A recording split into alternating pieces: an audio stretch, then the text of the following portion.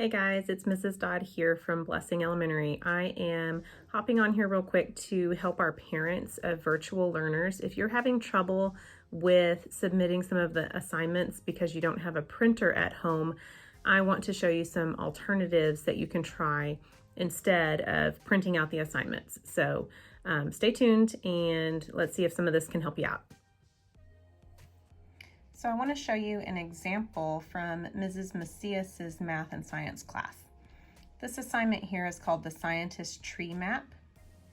And when I open it up, you can see that it's got these three columns. What does a scientist do? What are tools that scientists use? And what are some kinds of scientists? And then down here are the pieces that you should be able to print out and cut out, or the student really should cut them out, and then the student would sort those items and place them in one of the three categories and glue them on to complete the assignment. But let me show you a modification for this if you don't have a printer.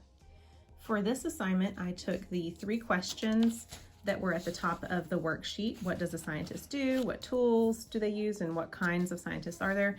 And I just wrote them on a piece of paper. You could use notebook paper. You could use even a whiteboard if you had a little whiteboard at home. And then I took the things that were at the bottom that the students should cut out and I wrote them on little sticky notes. I kind of added a little drawing to each one. They're not spectacular drawings. It doesn't matter as long as your student understands that this is the weatherman, this is asking questions, a microscope, a magnifying glass, etc. And then you would allow the students to, or your child, you would have your child sort these options. So a weatherman would be an example of a type of scientist, as well as an astronomer. Asking questions would be something that a scientist does. A microscope would be a tool.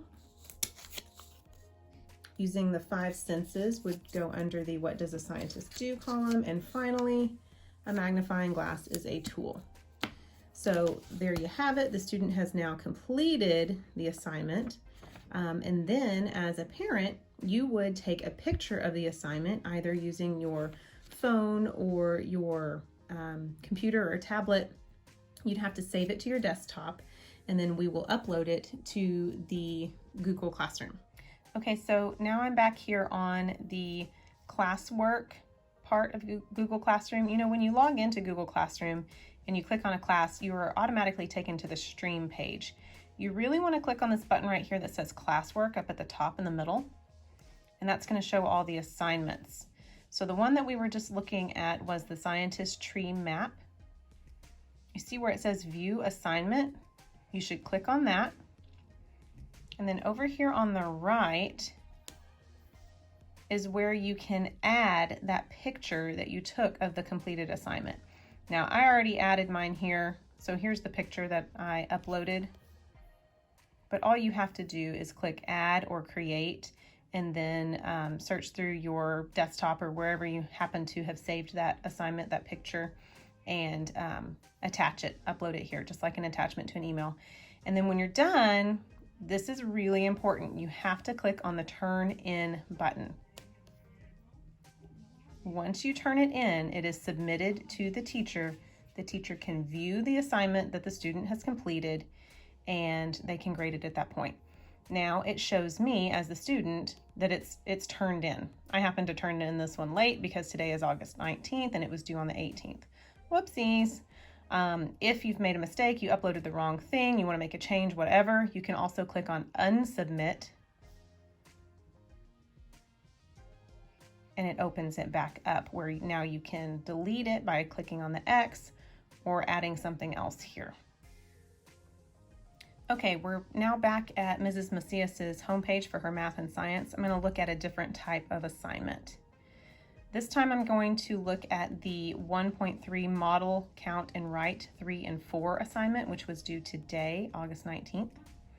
Again, I'm going to click on the View Assignment. I like this part to start here because it gives the directions. It tells us that we are to click on the link, print the pages, and do pages 25 through 28 together. Read the directions at the bottom of pages 29 and 30. Have student answer these questions. Submit pages 29 and 30 only. So once you open it up, you can see the worksheet, and this is the same worksheet that the kids are doing in the classroom. Up here in the top right, let me see if I can balance all of this at once. We've got this little button that says Add Notes. Once you click on that, you now have a pointer or a pen that you can write on the screen with. Now, ideally for pre-K and kindergarten students, this isn't great because we really want to develop that handwriting and those motor skills. But for the purpose of completing this assignment, if you don't have a printer, this is one way that you could do it. So, oopsies, it's marking all over it. Or you could use your finger if you have a touch screen. You could write your 3s and your 4s or whatever the directions are after you read them. This is a tracing page meant for kindergarten. So the student would trace and then they would rewrite the numbers over and over and over in practice. When you are done, or when your student is done, you would then want to save the assignment by clicking on your little save button and save it to your desktop or somewhere on your computer where you have easy access so that when it's complete,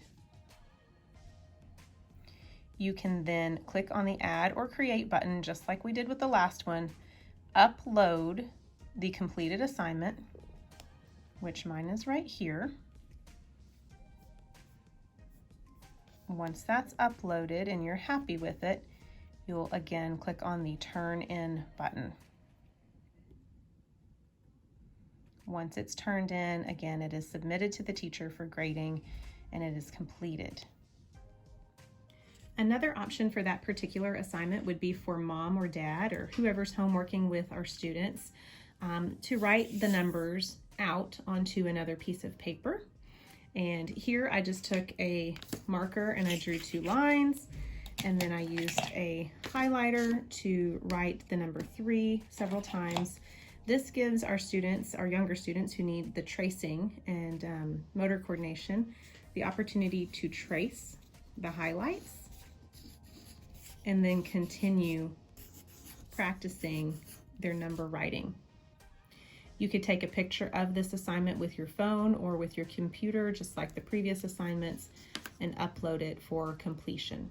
Just make sure that you're looking at the worksheet to see what other pieces of the assignment needed to be completed and submitted for grading. Here's another type of assignment that you might see in some of the Google Classrooms. There are links to another type of classroom program called Seesaw. If your teacher assigns this, you'll click on the link to open up Seesaw. You'll follow the steps to create your account and use the code that your teacher sent you. It might look like this.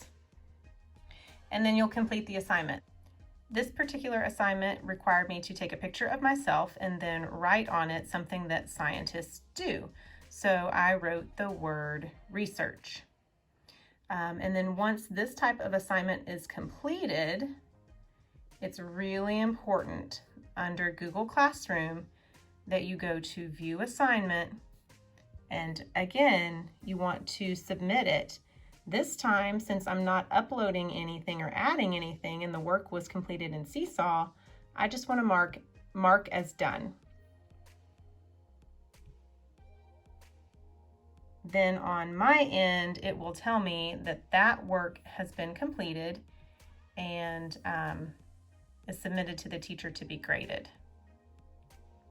So it told me that it was turned in. You see that right there? It says turned in. Okay, so that's just a couple of options to hopefully help you parents out with different ways that you could submit the assignments if you don't have a printer.